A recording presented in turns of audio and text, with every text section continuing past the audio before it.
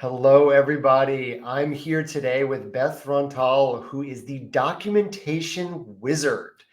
So, what Beth does is she helps therapists reduce anxiety about documentation in their clinical notes. Now, tell me if this sounds familiar. You see clients all day, you know you're supposed to have your notes, but you don't have your notes done, and they pile up and they pile up. Well, I think this is pretty common, especially from what I've learned from Beth.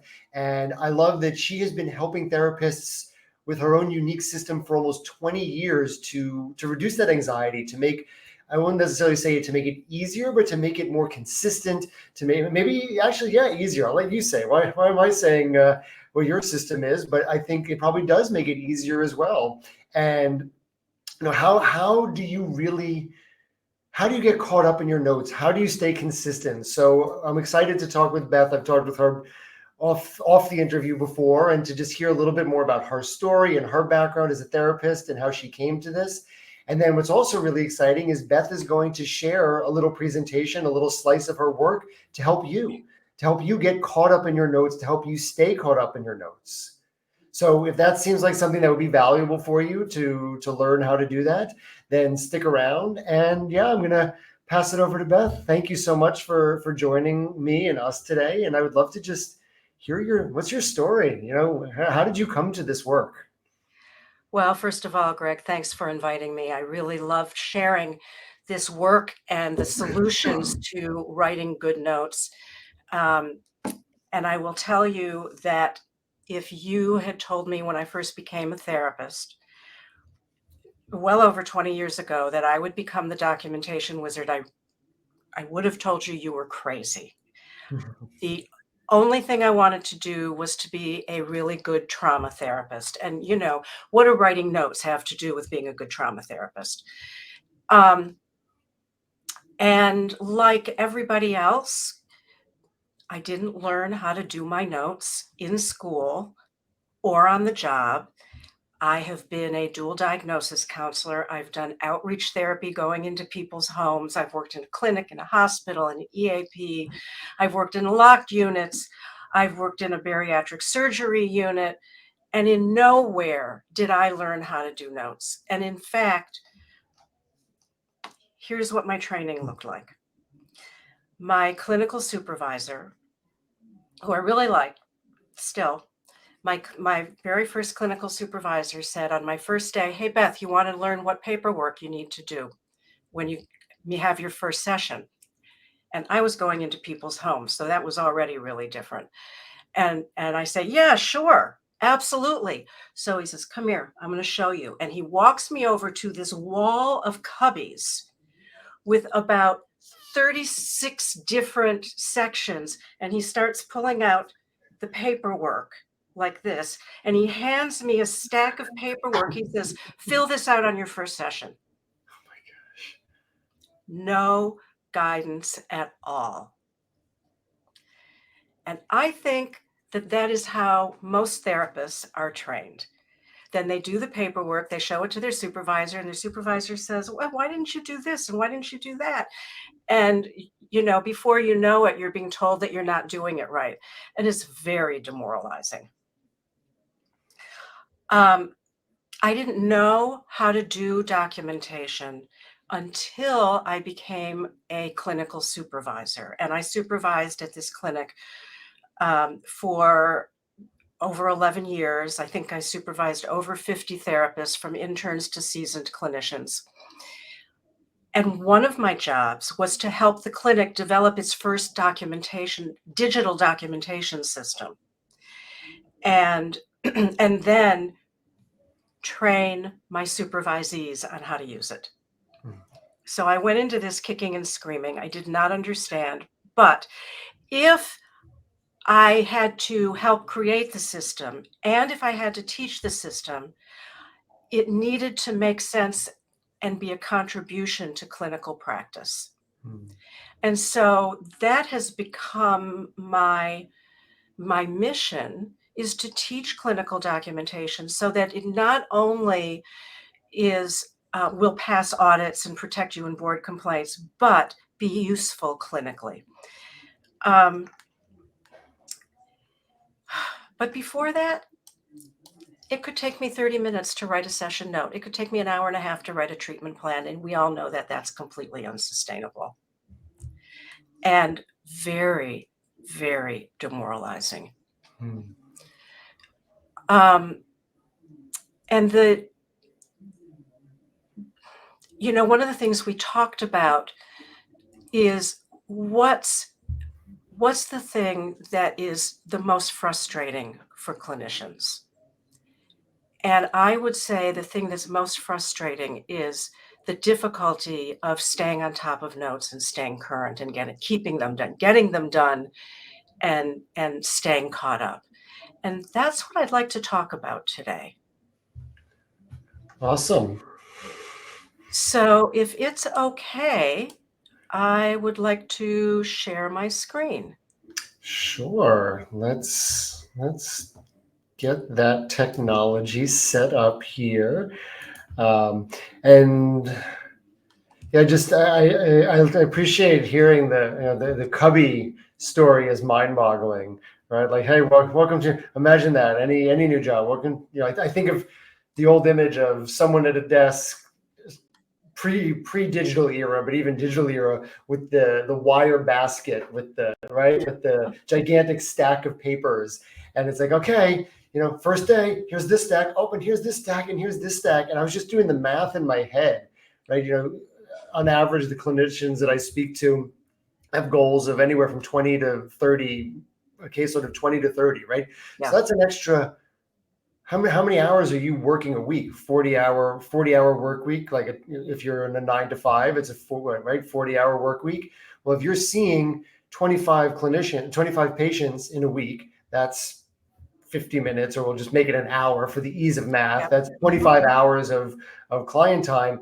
Then that's an extra 25 hours potentially of note time. So you just now have a more than a 9 to 5. You have a 50-hour work week.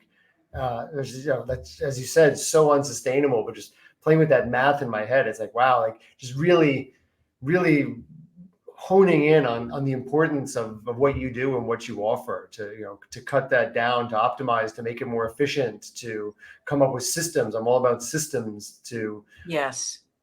to help Yes. people. Good documentation is about having a good system. That's the first thing, about knowing the requirements and having paperwork that supports you fulfilling those requirements. Yeah. So okay. So yeah, I got the button ready. So I'm gonna click it. I'm excited. I think there's gonna be a lot of value in what you're about to share for therapists. I also love too, for everybody watching, Beth just completed a done. What is it? Dash and done day. Is that how did I say that right? Documentation dash and done day. Yeah. Documentation dash and done day. And I love this concept because it's the power of like the accountability hour is how I often do it, where it's like, okay, let's all get together in a Zoom room or something for 1 hour. And we're all just going to set an intention in the beginning and we're going to work for an hour. And it sounds like this was an entire day with almost 100 therapists who are just making their way through incredible backlogs of notes, and together with, maybe you can explain a little bit about like a couple of check-ins here and there. I just thought it was such a neat idea of like the power of just, when you have, and I bring it up now because you're talking about the systems, like when you actually have the systems, how much you can actually just get done in one sitting. Yes. When you have structure and a system, and documentation dash and done day provides a structure. So, and I can explain it a little bit later. Yeah. Here, I'm clicking it right now. You ready? You bet. All righty, you're on. All right. So, this is the experience of, just about every therapist I know. We love our work. Of course, we love our work, and we feel like we're drowning in notes. And it's an awful feeling. And it's kind of like being on a hamster wheel. You keep trying to get caught up, but you can't. And there's a bunch of reasons why it's so difficult to get caught up and stay caught up. And I'm going to go through those reasons. The first one is when you get into private practice in particular, There's a lack of structure, of outside structure. You don't have anybody sitting over you saying, if you don't get your notes done, you don't get paid. That's the way it was when I was working in a clinic. We had to have our notes done, show that we had our notes done, and then and only then could we get paid. But in private practice, we don't have that structure. There's also, as we've mentioned before, an enormous amount of insecurity about what and how much to write because we didn't learn it. So do I write a whole story because if it's not documented, it didn't happen? Or do I just write as little as possible so that I don't violate client confidentiality? Or where is the balance? Nobody ever really taught us that. Another barrier to writing good notes is that believing that you don't know what the right language is. You don't know what language to use. A lot of therapists think that they have to use all clinical jargon. And the truth is that we don't. In fact, the more clinical jargon we use, the more difficult it can be for other people, including the client, to understand what we did. Believing that there's only one right way to write a note. There is more than one right way. There's basically my way, your way. Of course, there are requirements and there's a structure, but it's like believing that you have to use jargon, clinical jargon, in order to do it. Another thing that gets in the way of writing good notes, frankly, is just life circumstances. Even if you plan to end your session and immediately write your note, that doesn't always happen. You have phone calls, you've got collateral contacts you need to make, you need to use the bathroom, you might want to get a cup of coffee, you might need to take a walk so that you're refreshed for your next client. You might have young kids or parents who need your attention and you can't finish them. Life happens. It happens to me. When we don't know the requirements, when life circumstances get in the way, we get so demoralized, we procrastinate. And then the anxiety happens. And then we start to feel imposter syndrome. Like I'm not a good therapist because I'm not getting my notes done. And the truth is, you can be a great therapist and not know how to do your notes. I have consulted with hundreds of great therapists who don't know how to do their notes. Not knowing doesn't make you a bad therapist. It can get you into bad trouble. What Beth, just if I can just share one thing as I'm hanging on your every word and looking at this slide, maybe take away the first checkpoint you got there, but the rest of it is verbatim the same thing about the hamster wheel of therapist marketing, and especially when it comes to copywriting, it's just amazing these, you know, it's almost like these core parts of human personality, of our psyche, of the insecurity, the imposter syndrome, the procrastination, the life circumstances, the, believing you don't know what to do instead of just trusting instinct, and all of it. It's just amazing to see so many words that I use and that I help therapists work through, like showing up in your business as well. Just want to reflect that just the life's threads that all combine together. Yeah. Well, procrastination isn't about being lazy. Procrastination Yeah. is about anxiety. And that anxiety is about not knowing and not knowing or thinking you don't know what to do and not believing in yourself.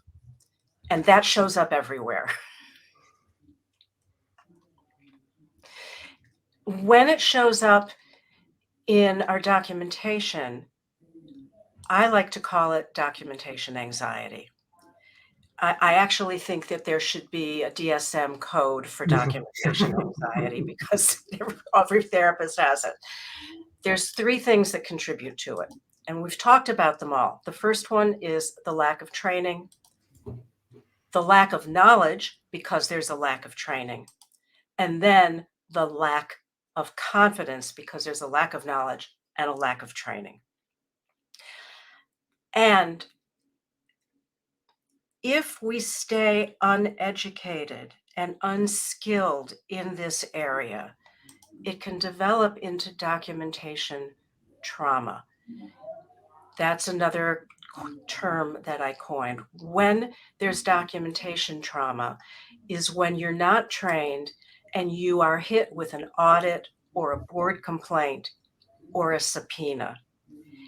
And we go into fight, flight, freeze, or fawn. It's just a natural response to do that because audits and board complaints and subpoenas, we're not prepared for them. We're not taught how to deal with them in graduate school or on our job.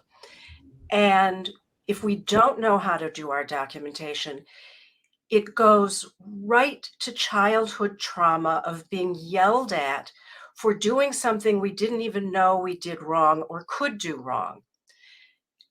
And, the prefrontal cortex goes right offline and we go into fight, flight, freeze, or fawn. The way to avoid that is to be trained and to use good templates. And one of the other reasons it happens is when we're not trained, we get behind. Even if we are trained, we can get behind because life happens. But the next thing I want to talk about is how to avoid getting behind on notes. So the first thing is learn the requirements. Whether you take a training from me or you take a training from someone else, learn the requirements. Learn what the golden thread is and how the golden thread can be used to write your notes so that all the requirements are fulfilled in the right way. Use a good note template that will cue you for everything you need. A good note template is a combination of checkboxes or drop-down menus and prompts with short answers. You can't just have a template that has checkboxes. It's not enough because you need to write what you're doing in your own words. And some templates just have these big empty boxes that say things like clinical content. And now when I saw that and and when I first became a therapist and I had to write the clinical content, I thought, I have to tell the whole story of what happened in the session because, to therapists, everything is clinical content. I didn't know how to break it down. So a good note template will break down what is meant by clinical content or clinical assessment. You also need to get grounded with the facts. So what does that mean? You need to know how much time it takes you to write a note. We either grossly overestimate or grossly underestimate how much time it takes to write. A simple note should take 5 minutes. Really simple note, sometimes I can get it done in 3 minutes. A more complex note can take 10 minutes to write because we have to think about it. Most of the information is checkboxes and drop-down menus, really short answers. But when it comes to what our clinical assessment is, we got to think. And that's a good thing because it allows us to do what I call self-supervision. In other words, think about what happened in the session and why it happened and make sense out of it clinically. So a simple note, 5 minutes. A more complex note, 10 minutes. 20 clients a week, 10 minutes times 20, 200 minutes, over 2 hours. Put in some time for bathroom breaks and, play words with friends on Facebook or, eat your lunch. Factor in that time. And just as important, schedule the time and make it as important as the time that you spend doing sessions. When you schedule your time, you know, you can either do it right after your session, or you can do it at the end of the day, or you can do it at the beginning of the next day, or you can write concurrent notes. It's not something I'm good at, but other people are really good at writing concurrent notes. Um, One of the ways I recommend at least writing a little bit of concurrent notes is near the end of the session. You just ask your client, what are you taking away with you from the conversation we just had? And that will explain a whole lot about, or that will inform what your assessment is and the progress that your client made for the day. Um, the thing you want to do to avoid getting any more behind than you may already be is get current and stay current. Always do today's notes. And tomorrow, do tomorrow's notes, which is today's notes. Even if you're a year behind, don't think you have to catch up on that year in order to get current. Just start today and get current. Don't even think about catching up on your notes until you have become reliable and count onable to stay caught up. It could take you 3 weeks to become reliable. It could take you 3 months to become reliable. Just get reliables. And once you've done that, then you can make a plan to catch up. So here's your catch up plan. Again, get grounded in reality. So you're going to count the number of clients you have who you need to catch up on, and you're going to count the number of notes that you have to catch up on.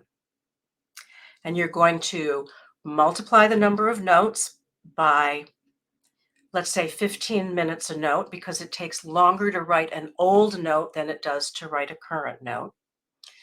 And you're going to figure out how much time you need to catch up on your notes. You're going to put all your client files in order. In other words, if you have what I call memory notes, the notes we use to trigger our memory from session to session, that contain a lot of information that do not go into your medical record, put those notes in chronological order. Get everything organized. And then you're going to decide what client you start with. And it almost doesn't matter, but here's some guidelines to think about which client you start with. You might decide to start with the client who you have the least number of notes to catch up on. So when you do, it's a great accomplishment. It happens really quickly. You might decide to catch up on somebody who has court involvement because, heaven forbid, your notes wind up subpoenaed. You'll have them done. You might decide to start writing your notes on somebody who's actually a little difficult, so that you gain some clarity in the process of writing your notes. Because, like I said earlier, note writing can be like self-supervision. So, to repeat myself, it doesn't really matter who you start with. Just decide. You also may want to create a list of intervention prompts. And here's how you do this. You take about an hour, you go through a whole bunch of your notes, and you write down the interventions that you use, the most common interventions you use. And you can organize them by diagnosis, or you can organize them by therapeutic modality. And you keep a running list of interventions. And when your brain stops working at 100%, you can look at that list of interventions and you can go, oh, yeah, that's what I did. And it is just remarkably helpful. So take an hour, play some music, go through your notes, and write your list of intervention prompts. This is really key. Remove distractions. Turn off your email. Put your phone on mute. Don't go into social media. It's deadly. Every time you are interrupted by one of those things, it can take you 20 minutes to get back into the groove of what you were doing. It's actually been proven. There's a study about it. The other thing you want to do, and this may come as a surprise to some of you, know your state statute of limitations on health insurance audits. In some states, insurance companies can only go back 1 year, in some states 2 years. Some states don't have a statute of limitations, which means they can go back indefinitely. But for those states that have a statute of limitations on health insurance audits, if you are 3 years behind on your notes, but your statute of limitations is 1 year, start with your notes at that 1 year mark. Is it good to get caught up on the other 2 years? Yes, it is, in case your notes are subpoenaed for any reason, or in case an old client decides to sue you. You know, I'm sorry to be an alarmist. I don't mean to be, but just know your statute of limitations.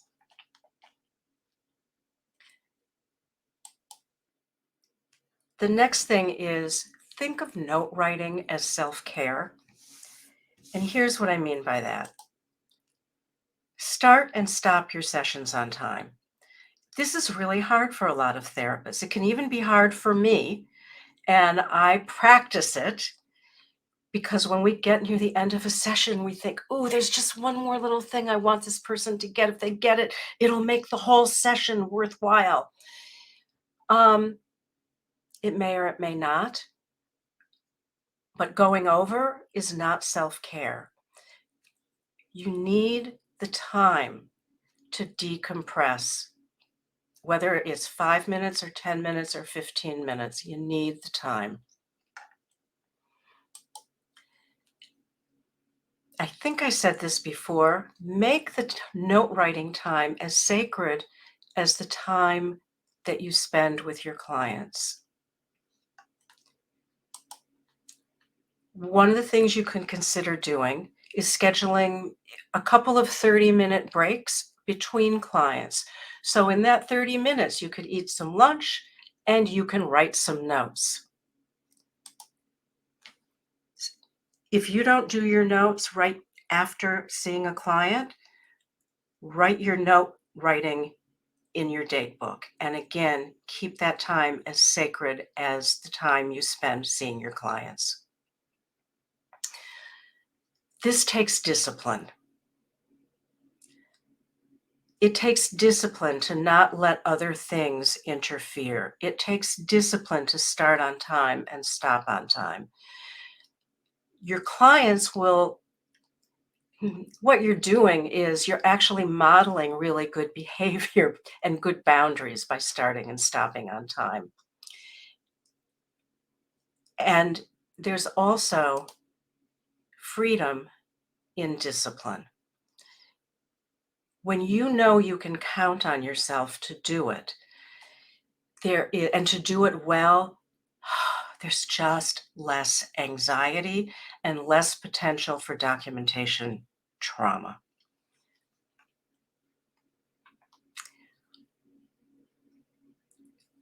Whatever you do, however you start, whether you are getting yourself accountable by doing your notes on a daily basis, or whether you are catching up on your notes, you need to assess your progress. And, that means being realistic. What did you do? What didn't you do? And celebrate your accomplishments. Because I promise you, relentless self-criticism keeps you trapped in that hamster wheel of incomplete notes. That critical part of us wants us to finish our notes. It wants us to be good therapists, but it is so relentless that we rebel and we don't do it. And whatever you do, whatever you do, whatever you accomplish, you will probably never accomplish everything you want to accomplish. Forgive yourself for what you didn't complete and just move on, because nothing else is going to happen if you don't. Now, finally, there are people who will always struggle getting their notes done on a daily basis, even a weekly basis. Although I hope that you don't get behind more than a week, although it happens to the best of us for all the reasons I mentioned. You can also join my co-working sessions on catching up on notes together. Greg referred to it earlier. It's called Documentation Dash and Done Day. I just did one. The next one is coming up on May 17th. It's 4.5 hours or 5 hours of co-working using a structured method to keep us focused. And what I found is when there are other people doing the same thing in a structured, supportive environment, you get it done. It's all done on a Zoom call.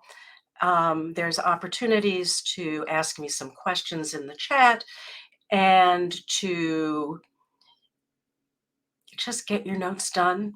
No shame, no blame, co-working in community. It is amazing. I had my first one like a week and a half ago, and half the people said, please do it again next week. I'm like, no, I won't, but I will do it soon.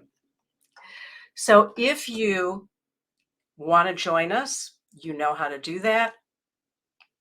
There'll be, I think Greg's going to put some notes in the,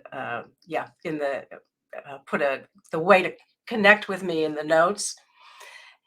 And you'll go from this to this. And that is my hope for you. And Greg, that is the end of this presentation. All right, that was wonderful. Let me remove Miss Piggy from the screen. Thank you for that. That was everything I had imagined it would be and more. Just so value packed and and it's inspirational in so many ways too, because it sounds, obviously I'm not a therapist, so I'm not in that world, but I have my own notes and my own things that I put off and procrastinate. And, what really resonated with me too at the end was you were talking about the discipline, Yeah. right? And the freedom and discipline. I wrote it down. When you can count on yourself, I wrote it down paraphrasing, the anxiety and the trauma goes down, right? And it's this accountability. And like I think about it a lot in myself and with business coaches that I'm with, like this idea of every time that anyone tells ourselves, oh, I'm going to do that thing today. I'm going to do that. I'm going to do that. And then we don't do it. We're lying to ourselves in some way, but we're also training our brain to not believe the promises that Yes. we're making. We're training our brains not to believe us. Right. That's And I just right. think that like the discipline, and I know that I struggle with this in my own life and business and personal life and everywhere. It's like the discipline of, because and I'm curious your thoughts on this as a therapist. Like I feel like for me personally, it's so much easier to have the discipline in how I show up and serve my clients than it is in like the behind the scenes stuff, like getting out newsletters for me, or like working on my own marketing, or going for a walk in the morning when I know I should be moving my body to start my day with that flow of energy and chi and yumminess, as opposed to just plopping down at my desk and doing work because I got work to do. And these are how it shows up for me.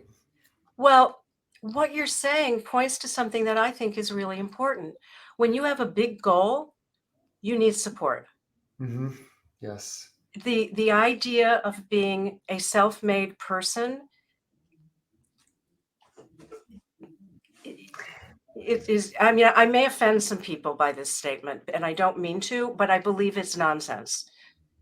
because we all have to have support in order to be successful. The bigger your goal, the more support you need. Yeah. I have people on my team supporting me because I can't do it alone. Mm-hmm. And I need people to keep me accountable, because otherwise I get lost in my Post-it notes. Yeah. And human beings are not meant to do it alone, right? No, we're The not. power of community, it takes a village, all of those sayings and cliches and expressions, like they exist for a reason. Like we Yeah, are the social species and we do better they, when we have the support and the encouragement and the feedback loop from like-minded people who share the same goals and the same understandings. yes. For some therapists, getting up to speed on their notes, feeling competent at doing them, feeling like they've got the skill, and staying current is like being an athlete in the Olympics. Mm, It's that hard, sure. right? But what do Olympic athletes have? Support. Coaching, They support. have coaches. They have many coaches. Yeah. So, you know, if this is your Olympic gold medal, get coached. Absolutely.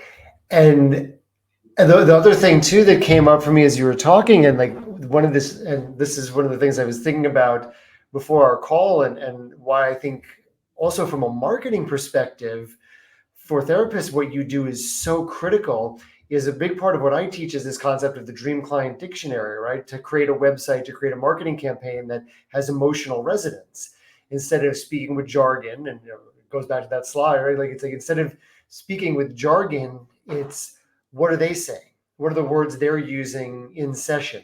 And by actually like, so one thing I always suggest to therapists that I work with is to just during your session to just to think like what are the words, what are the phrases, what are the metaphors and the similes, like how do they describe what they're going through, because it's not the DSM version that a lot of times gets written down.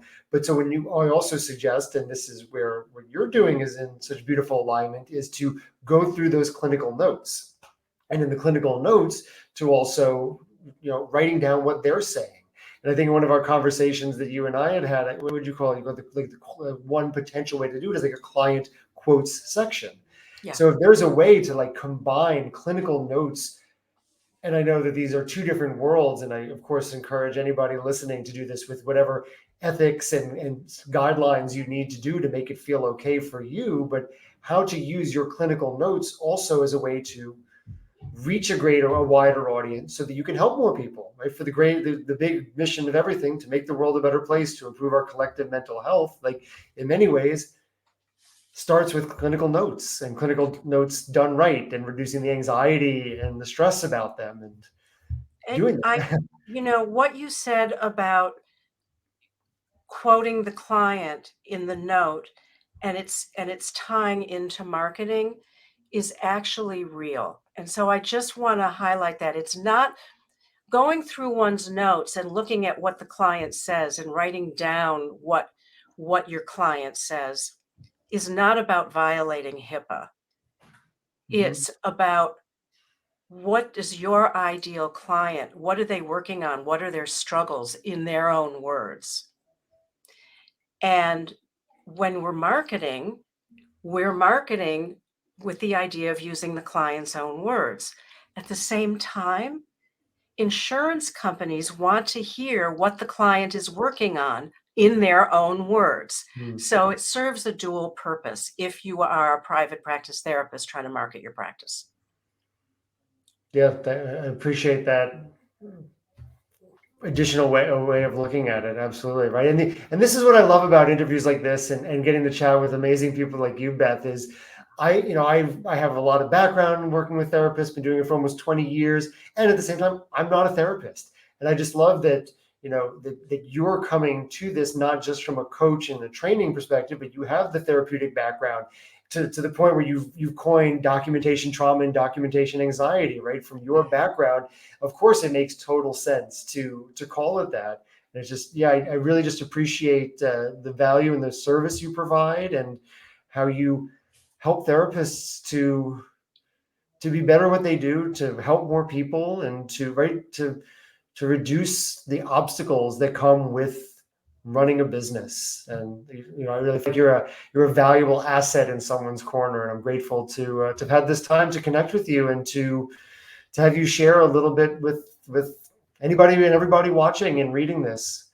So I would love, if there's anything other parting words of wisdom you want to share, I'd love to end with that. And before, as Beth said, I'm going to drop your links, your social, Beth's on social media. I found her on LinkedIn. She's got her upcoming Dash and Done Day, as well as all sorts of other resources, and just amazing. There's lots of different ways that you can interact with Beth, and that you can reduce the anxiety, the stress surrounding notes. You can get your notes done, and you can come up with systems for sustained success. So it's not always just trying to squeeze it in and feeling like a sacrifice, or however else your dream clients discuss what they feel in their words. And you can also get a copy of this PowerPoint. There'll be a link to it. Awesome. So Yeah. you need to take notes. All right. Well, I want to thank you all for joining. Beth, thank you again. And if you have any questions about any of this, I really encourage you to reach out to Beth directly. She will be there to help guide you as you need. Thanks a lot, Greg. It's a So pleasure. long, everybody. Bye-bye. Bye-bye.